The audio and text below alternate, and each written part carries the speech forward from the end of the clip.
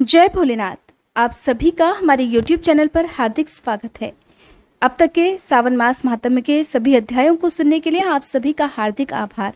इससे पहले की वीडियो में आपने भगवान शंकर के 19 अवतारों में से कुछ अवतारों की कथा सुनी। आज जानिए कि किस प्रकार भगवान शंकर ने कृष्ण दर्शन का अवतार लेकर धार्मिक कार्यों का महत्व बताया था। महादेव का 12वां अवतार कृष्ण दर्शन का अवतार था। जैसे हम सभी के इष्ट देवी देवता होते हैं, उसी तरह से भगवान शिव के इष्ट हैं विष्णु भगवान। इसलिए जब जब श्री हरि ने अवतार लिया तब तब भगवान शंकर उनके बाल रूप के दर्शन करने के लिए पृथ्वी पर अवतरित हुए। श्री राम के अवतार के समय भगवान शंकर श्री काकभुशुंडी के साथ वृद्ध ज्योतिषी के रूप में अयोध्या पधारे। इसी तरह जब शंकर भगवान को ये ज्ञात पड़ा कि गोकुल में नंद बाबा के यहाँ साक्षात नारायण ने जन्म लिया है, तो वे भी उनके दर्शनों की इच्छा से कैलाश से गोकुल की ओर दौड़ पड़े। श्री कृष्ण अवतार की एक झलक पाने के लिए बाबा साधु वेश में गोकुल धाम पहुंच गए। जानिए कि कैसे भगवान शंकर ने मैया यशोदा से कान्हा के दर्शनों की भीख मांगी थी। भगवान शिव ने जोगी का रूप सजाया और उनके अपने गण श्रृंगी और भृंगी को अपना शिष्य बनाकर वे गोकुल के लिए प्रस्थान कर गए। श्री कृष्ण गोविंद हरे मुरारी, हे नाथ नारायण वासुदेवा कीर्तन करते हुए वे नंदगांव में मैया यशोदा के द्वार पर आकर खड़े हो गए। अलख निरंजन, भगवान शिव ने आवाज लगाई। आज परमात्मा कृष्ण रूप में प्रत्यक्ष प्रकट हुए हैं। शिव जी इन साकार ब्रह्म के दर्शन करने के लिए आए हैं। यशोदा मैया को पता चला कि कोई साधु द्वार पर भिक्षा लेने के लिए खड़े हुए हैं, तो उन्होंने दासी को साधु को फल देने की आज्ञा दी। दासी ने हाथ जोड़कर साधु को भिक्षा लेने और बाल कृष्ण को आशीर्वाद देने के लिए कहा। तब भगवान शिव ने दासी से कहा, हे दासी, मेरे गुरु ने मुझसे कहा है कि गोकुल में यशोदा मैया के घर परमात्मा प्रकट हुए हैं, इसलिए मैं तो उनके दर्शन के लिए आया हूँ। मुझे तो लल्ला के दर्शन करने हैं।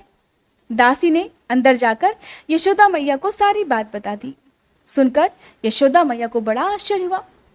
उन्होंने बाहर झांककर देखा तो देखा एक साधु दरवाजे पर खड़े हुए हैं। उन्होंने बाघंबर धारण किया हुआ है, गले में सर्प है, भव्य जटा है और हाथों में त्रिशूल है। यशोदा माता ने उन साधु को बारंबार प्रणाम करते हुए कहा कि हे महाराज, आप तो कोई महान पुरुष लगते हैं। क्या भिक्षा कम लग रही है? आप मांगिए तो सही, मैं आपको वही दूंगी, पर मैं लल्ला को बाहर नहीं लाऊंगी। बहुत मनौतियां मांगी हैं, तब कहीं जाकर इस बुढ़ापे में मुझे ये पुत्र प्राप्त हुआ है, और ये तो मुझे अपनी जान से भी प्यारा है। आपके गले में तो सांप है, मेरा लल्ला बहुत कोमल है, उसे देखकर तो वो डर जाएगा। तब शंकर भगवान बोले, हे मैया, मैं कुछ और भिक्षा लेकर भला क्या करूंगा? मुझे तो लल्ला के दर्शन की ही भिक्षा चाहिए। बस केवल एक बार मुझे उनके मुख माधुरी का दर्शन करा दीजिए, फिर मैं वापस चला जाऊंगा। यशोदा मैया डरते डरते अंदर गई और किसी तरह घबराते हुए लल्ला को गोद में कसकर पकड़कर द्वार पर ले आई। दूर से ही भगवान शंकर ने उनकी ये छवि देखी तो आनंद होकर द्वार पर ही नाचने लगे। बाल कृष्ण के दर्शनों की आशा लगाए बैठे भोलेनाथ जब नंद भवन में पहुंचकर बाल कृष्ण के दर्शन करते हैं तो दोनों एक दूसरे को मुस्कुराने लगे। तभी से कहा जाता है कि भगवान शिव का एक नाम आशेश्वर महादेव भी है, और नंदगांव से 2 किलोमीटर की दूरी पर आशेश्वर महादेव का मंदिर है। भगवान आशुतोष द्वापर युग में अपने इष्ट श्री बालकृष्ण प्रभु के दर्शन करने नंदगांव आए थे। तब यहाँ इसी वन के कुंड में पास में ही धूनी रमाकर भगवान कृष्ण के दर्शन की आशा में बैठकर तप करने लगे। भगवान शंकर की जब आशा पूरी हुई तभी उन्हें बालकृष्ण प्रभु के दर्शन मैया यशोदा ने करवाए थे, और तभी से इस वन का नाम आशेश्वर वन, कुंड का नाम आशेश्वर कुंड और भगवान शंकर के शिवलिंग का नाम यहाँ पर आशेश्वर महादेव पड़ गया। कहते हैं कि यहाँ पर आने वाला भक्त जिस भी मनोकामना पूर्ति के लिए आता है उसकी वो मुराद जल्दी पूरी होती है। भगवान शंकर का अगला अवतार है अवधूत अवतार, जिन्हें अवधूतेश्वर अवतार के नाम से भी जाना जाता है। और भगवान के इस अवतार की कथा का वर्णन स्वयं नंदीश्वर ने सनत कुमार जी से किया था। नंदीश्वर कहते हैं कि हे सनत कुमार, अब परमेश्वर शिव के अवधूतेश्वर नामक अवतार का वर्णन भी सुनो, जिसने देवराज इंद्र के घमंड को चूर चूर कर दिया था। बहुत पहले की बात है। देवराज इंद्र संपूर्ण देवताओं और श्री बृहस्पति जी को साथ लेकर भगवान शिव का दर्शन करने के लिए कैलाश पर्वत पर गए उस समय बृहस्पति और इंद्र के शुभागमन की बात सुनकर भगवान शंकर उन दोनों की परीक्षा लेने के लिए अवधूत बन गए। उनके शरीर पर कोई वस्त्र नहीं था। वे प्रज्वलित अग्नि के समान तेजस्वी होने के कारण महाभयंकर जान पड़ रहे थे। उनकी आकृति बड़ी सुंदर दिखाई दे रही थी और वे उनका रास्ता रोककर खड़े हुए थे। बृहस्पति और इंद्र ने शिव के पास जाते समय देखा कि एक अद्भुत शरीरधारी पुरुष रास्ते के बीच में खड़ा हुआ है। इंद्र को अपने अधिकार पर बड़ा गर्व था, इसलिए वे ये नहीं जान सके कि ये तो साक्षात भगवान शंकर हैं। उन्होंने मार्ग में खड़े हुए पुरुष से पूछा कि तुम कौन हो और इस नग्न अवधूत वेश में कहाँ से आए हो? तुम्हारा नाम क्या है? सब बातें ठीक ठीक बताओ, देर मत करो। भगवान शिव अपने स्थान पर हैं या इस समय कहीं अन्यत्र गए हैं? मैं देवताओं तथा गुरुजी के साथ उन्हीं के दर्शन करने के लिए जा रहा हूँ। देवराज इंद्र के बार बार पूछने पर भी महान कौतुक करने वाले अहंकारहारी महायोगी त्रिलोकीनाथ शिव कुछ नहीं बोले, चुप ही रहे, मौन रहे। तब अपने ऐश्वर्य का घमंड रखने वाले देवराज इंद्र ने रोष में आकर उन जटाधारी पुरुष को फटकार लगाई और इस प्रकार कहने लगे, अरे मूढ़, दुर्मते, तू बार बार पूछने पर भी उत्तर नहीं देता, अतः मैं तुझे अपने वज्र से मारने जा रहा हूँ। देखता हूँ तेरी रक्षा कौन करता है। ऐसा कहकर उस दिगंबर पुरुष की ओर क्रोध पूर्वक देखते हुए देवराज इंद्र ने उसे मार डालने के लिए अपना वज्र उठाया। ये देखते ही भगवान शंकर ने शीघ्र ही उस वज्र को स्थिर कर दिया। देवराज इंद्र की बाह अकड़ गई, इस कारण वे वज्र का प्रहार नहीं कर पाए। फिर वह पुरुष तत्काल ही क्रोध के कारण तेज से प्रज्वलित हो उठा, मानो इंद्र को जलाए देना चाहता हो। भुजाओं के स्तंभित अर्थात स्थिर हो जाने के कारण शची वल्लभ इंद्र क्रोध से उस सर्प की तरह जलने लगे, जिसका पराक्रम मंत्र के बल से अवरुद्ध हो गया हो। बृहस्पति देव ने उस पुरुष को अपने तेज से प्रज्वलित होता देख तत्काल ही समझ लिया कि ये तो साक्षात भगवान हर हैं।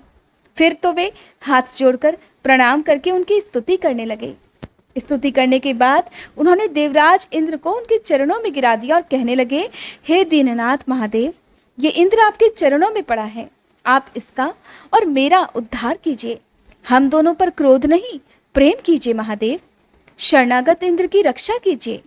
हे महादेव, आपके ललाट से प्रकट हुई अग्नि इन्हें जलाने के लिए आ रही है। बृहस्पति देव की ये बातें सुनकर अवधूत वेशधारी करुणा सिंधु शिव ने हंसते हुए कहा, हे ब्रह्मा जी, अपने नेत्र से रोषवश बाहर निकली हुई अग्नि को मैं पुनः कैसे धारण कर सकता हूँ? क्या सर्प अपनी छोड़ी हुई केचली को फिर से ग्रहण करता है? सुनकर बृहस्पति देव बोले, हे देव, हे भगवान, भक्त तो सदा ही कृपा के पात्र होते हैं। आप अपने भक्त वत्सल नाम को चरितार्थ कीजिए और इस भयंकर तेज को कहीं अन्यत्र डाल दीजिए। तब महादेव कहने लगे, हे देवगुरु, मैं तुम पर प्रसन्न हूँ, इसलिए उत्तम वर देता हूँ। देवराज इंद्र को जीवनदान देने के कारण आज से तुम्हारा एक नाम जीव भी होगा। मेरे ललाटवर्ती नेत्र से जो ये अग्नि प्रकट हुई है, इसे देवता नहीं सहन कर सकते, इसलिए इसको मैं बहुत दूर छोड़ूंगा, जिससे ये इंद्र को पीड़ा ना दे सके। ऐसा कहकर अपने तेज स्वरूप उस अद्भुत अग्नि को हाथ में लेकर भगवान शिव ने क्षीर सागर में फेंक दिया। वहां फेंके जाते ही भगवान शिव का वह तेज तत्काल एक बालक के रूप में परिणत हो गया, जो सिंधु पुत्र जलंधर नाम से विख्यात हुआ। फिर देवताओं की प्रार्थना से ही भगवान शिव ने असुरों के स्वामी जलंधर का वध किया था। अवधूत रूप से ऐसी सुंदर लीला करके लोक कल्याणकारी शंकर वहां से अंतर्ध्यान हो गए। फिर सभी देवता अत्यंत निर्भय और सुखी हो गए। देवराज इंद्र और बृहस्पति देव भी उस भय से मुक्त होकर उत्तम सुख के भागी हुए। जिसके लिए उनका आना हुआ था, वह भगवान शिव का दर्शन पाकर कृतार्थ हो गए। देवराज इंद्र और बृहस्पति देव प्रसन्नतापूर्वक अपने अपने स्थान को चले गए। नंदीश्वर कहते हैं, हे सनत कुमार, इस प्रकार मैंने तुमसे महादेव के अवधूतेश्वर अवतार का वर्णन किया है, जो दुष्टों को दंड और भक्तों को परम आनंद प्रदान करने वाला है। ये दिव्य आख्यान पाप का निवारण करके यश, स्वर्ग, भोग, मोक्ष तथा संपूर्ण मनोवांछित फलों की प्राप्ति कराने वाला हो। जो हर दिन नियम से भगवान शंकर के इन अवतारों की कथा सुनता है, वह इस लोक में सभी सुखों को भोगकर अंत में शिवलोक को जाता है।